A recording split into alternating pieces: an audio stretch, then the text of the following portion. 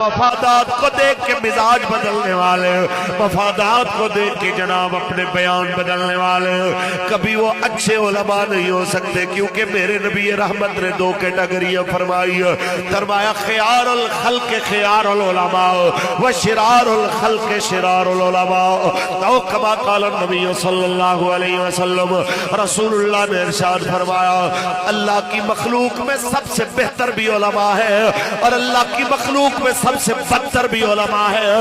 پوچھا گیا یا رسول اللہ یہ بتائیے کہ خیار الخلق کون سے ہے؟ فرمایا جو ہر حال میں اللہ کے دین کی بات کرتے رہے، اللہ کے نظام کی بات کرتے رہے، اس کے نظام کے نفاذ کی بات کرتے رہے،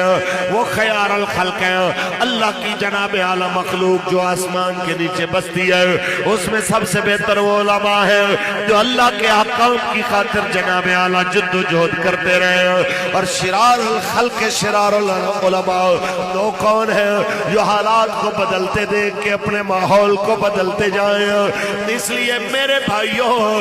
اسلاف کے کردار کو پڑھتے رہا کرو، سمجھنے میں آسانی ہوگی۔